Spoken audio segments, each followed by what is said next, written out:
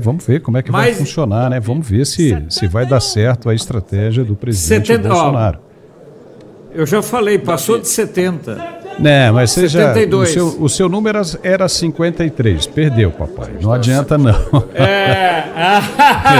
Errou. Ganhou ali, mas você jogou um número ali muito baixo. Olha só. Alcolumbre. Caramba, mais de 90%. Vamos ver o total. O astronauta teve mais votos que o Girão, eu acho. Impressionante. Davi Alcolumbre teve aí antes, entendeu? Disse que foi uma das promessas dele de campanha de que ele acabaria com esse negócio de voto secreto e não cumpriu, entendeu? E agora, como é que vai ficar? É isso aí, né, cara? Os caras, quando passam da porta para dentro do Congresso Nacional, esquecem do povo, né? O que vale ali são os interesses próprios, né? Os interesses pessoais de cada um deles ali. E é impressionante como o eleitorado não aprende nunca isso, né? Você vê que acaba a legislatura, começa uma nova legislatura e os caras são os mesmos. São as mesmas caras, as mesmas figuras de sempre. Tá aí. Os caras estão passando aí 3, 4 legislaturas, um Renan Calheiros da vida, e os caras não aprendem. Então, fazer o quê? Pois é, a grande dúvida que nós temos, e eu não gosto do futuro do pretérito, né? O tempo verbal que eu menos gosto é o futuro do pretérito. Porque a gente fica olhando lá atrás dizendo poderia, seria, isso é injusto, até porque você tira do contexto. Então, o que eu tenho a dizer é o seguinte, o sonho estratégico seria ter novamente submetido ali uma liderança da direita, toda a direita votar junto e perder. Não teria problema, perderia, mas marcaria posição para os últimos 2 anos de governo Lula, sabendo que a oposição entraria em obstrução, não participaria das negociações e negociatas. Mas a estratégia adotada foi de tentar uma reversão pela via institucional, ainda que o Brasil hoje viva um estado de exceção e, como o Duval colocou, há uma ditadura em vigor e a gente faz esse teatro como se a democracia estivesse exuberante no Brasil e não está, mas a estratégia do presidente Bolsonaro é de tentar ainda encontrar uma solução pela via institucional. É o seguinte, o resultado da votação. Olha lá, Senador astronauta Marcos Pontes, 4 votos. Senador Davi Alcolumbre, 73 votos. Senador Eduardo Girão, 4 votos. Nenhum voto em branco. Total, 81 votos de senadores e senadoras. Tenho a honra de proclamar eleito presidente do Senado Federal, que exercerá o mandato no biênio 2025-2026, o senador Davi Alcolumbre. Agradecendo a todos os candidatos que participaram desse pleito, cumprimentando o senador Davi Alcolumbre, externando minha profunda gratidão aos senhores senadores e senhoras senadoras. Convido o presidente eleito do Senado Federal, o senador Davi Alcolumbre, para ocupar a presidência do Senado Federal. Muito obrigado. Muito bem, aí sai Rodrigo Pacheco, que muitos dizem que já vai tarde demais, né? Já vai tarde demais, mas está feliz porque a expectativa dele é de que haja uma continuidade da política adotada na presidência do Senado. É impressionante, é difícil realmente de entender, pegando pelo que o Gerson disse, de você ver um governador como Ronaldo Caiado ali, né, vibrando com tudo isso. É uma coisa impressionante, né? Você acredita, Gerson, que, quem sabe, dessa vez o Alcolumbre venha diferente e resolva olhar mais, como ele prometeu ali, para as pautas ligadas ao povo brasileiro? Você acredita nisso? E depois eu quero ouvir o Alfredo a respeito disso também.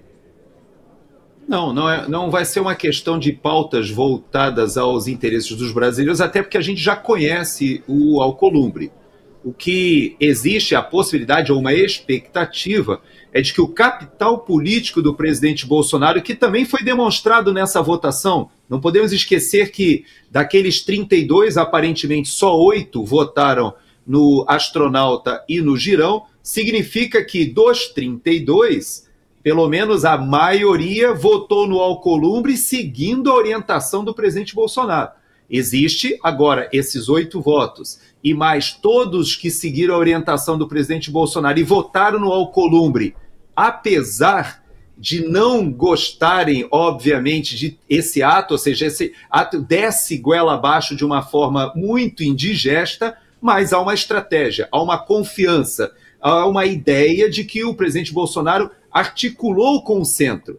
Articulou com o centro porque há estados onde o próprio União Brasil votará com a direita e contará com a direita. O próprio Caiado, ele se lançou como um candidato da direita, foi a Israel junto com o Tarcísio, voltou de Israel dando entrevista dizendo que se Bolsonaro não for candidato, ele se lançaria como um candidato da direita. E vê que ele está celebrando ao lado do PT, do governo, porque União Brasil é esse tipo de partido. Mas aí a gente vê gente também do Republicanos, vê gente, inclusive, dos partidos do PP, do Partido Progressista, e até do PL.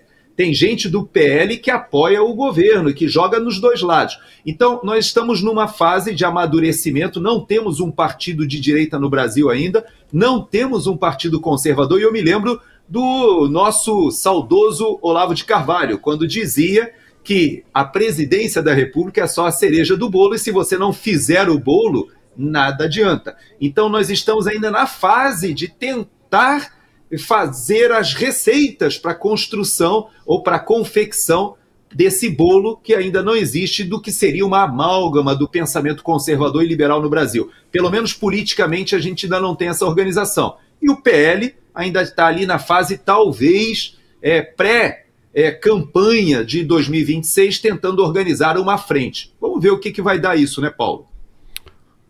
Alfredo, o que você achou? Qual é a sua observação para tudo isso que a gente está vendo agora?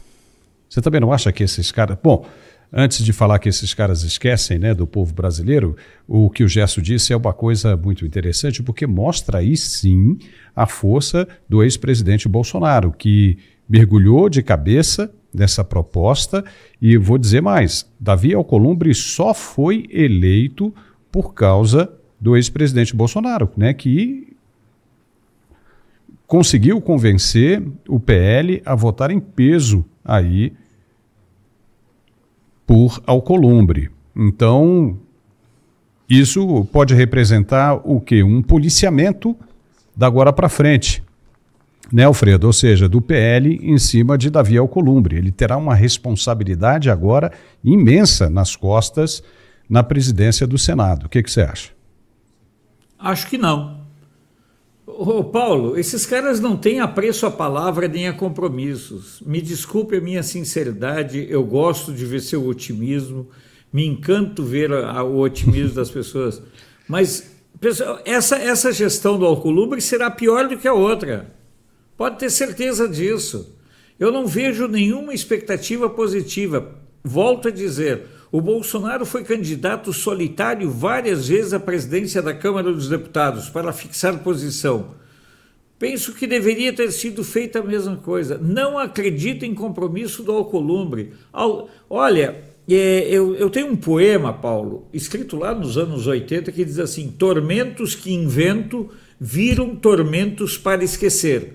Mas quem disse que sem tormentos eu ainda sei viver? É mais ou menos o seguinte: eu crio acordos que eu sei que não vão ser cumpridos apenas para ter acordos não cumpridos para reclamar. Me desculpem, eu não vejo nenhuma possibilidade, não vejo que o Alcolumbre vá mudar. Ele é um cara arrogante, ele não tem nada de humilde, ele é um cara presunçoso, certo?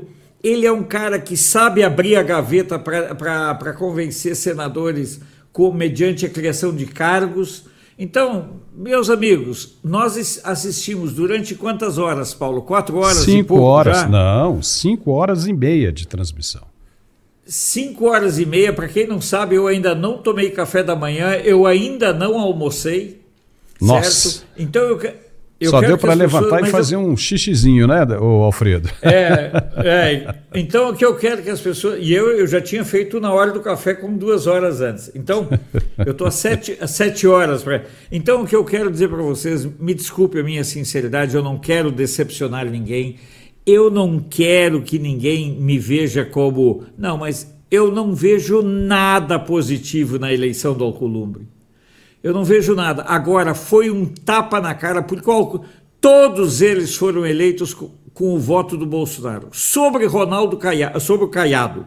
O Caiado é um capataz de fazenda que trata Goiás como se fosse um fazendão dele. Não tem tiro para ser presidente da República. O objetivo todo do Caiado é destruir o Gustavo Gayer, é destruir a direita lá em Goiás. Não vejo no Ronaldo Caiado nenhum outro compromisso a não ser destruir o país. E lá atrás o Gerson, eu preciso resgatar essa fala do Gerson porque ela foi muito importante, Coronel, que foi o seguinte: o PSL nunca quis o Bolsonaro na presidência. Concordo com... Eu conversava com o Levi Fidelix e com o Mourão no Congresso Nacional e eles dizendo: temos que derrubar o Bolsonaro. O finado Levi Fidelix ficava andando nos corredores do Senado dizendo que tinha que derrubar o Bolsonaro. Então, o PSL, a preocupação do Luciano Bivar era apenas e tão somente manter o cargo para manter os recursos do DPVAT. E quando o PSL virou o partido da presidência, se escamoteou. Hoje o PSL está escondido dentro do União Brasil. Muito bem, estamos chegando ao final dessa nossa transmissão. Foi uma transmissão bem legal, porque da agora para frente todo mundo já sabe o que vai dar, né, Gerson? Então vamos analisar, vamos acompanhar. Foi uma jornada bem longa, mas bem interessante para este sábado, 1º de fevereiro. Passamos aqui 5 horas e 28 minutos. Gerson, eu queria agora ouvir as suas considerações finais dessa transmissão. Bom, nós somos brasileiros, né? Não desistimos. Temos a expectativa de uma mudança no nosso país pela via institucional e a única forma que existe do Brasil não afundar de vez é uma renovação no Senado Federal em 2026. Existe uma estratégia do presidente Bolsonaro que tenta achar uma solução, como ele obstinadamente falou durante o seu mandato, dentro das 4 linhas da Constituição. E dentro dessas 4 linhas da Constituição, que já está sendo rasgada, vilipendiada, desrespeitada pelo Supremo Tribunal Federal já há bastante tempo, a única forma seria o Senado Federal estabelecer essa contenção, esse contraponto, assumindo a sua identidade, com uma maioria a ser criada com os 2/3 de renovação que acontecerão em 2026. Ele está fazendo alguns acordos, cedendo a vaga de um governador, juntando com o Centrão em alguns estados diante das pautas do agronegócio, das pautas mais conservadoras, diante, inclusive, de vários estados em que a esquerda ganhou na última eleição ali no Nordeste, ele já consegue fazer um senador em um ou outro estado, e há uma contabilidade que, sim, é possível que a direita ganhe a maioria do Senado. Aliás, é mais importante até essa vitória do que quem será o presidente da República em 2027. Então, nós temos aí uma expectativa, torço para que a estratégia do presidente Bolsonaro resulte em uma eleição do Senado mais qualificada. Eu, particularmente, todos conhecem a minha posição, eu preferiria que hoje nós tivéssemos uma derrota numérica, mas já partíssemos para 2026 sabendo quem é oposição, quem é governo e quem do centro prefere apostar no governo atual ou quem já olha 2026 querendo surfar de novo a onda Bolsonaro. Para mim, na minha opinião, essa teria sido a melhor postura, unindo toda a direita já como oposição.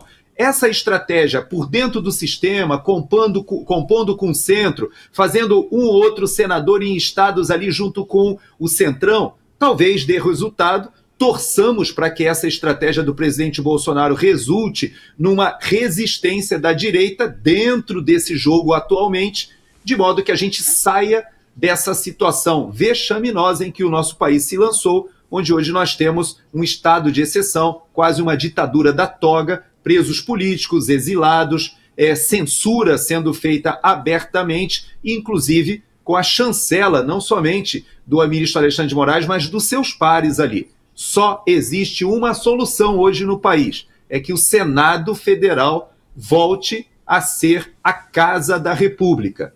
E isso a gente só conseguirá saber em 2027, Paulo.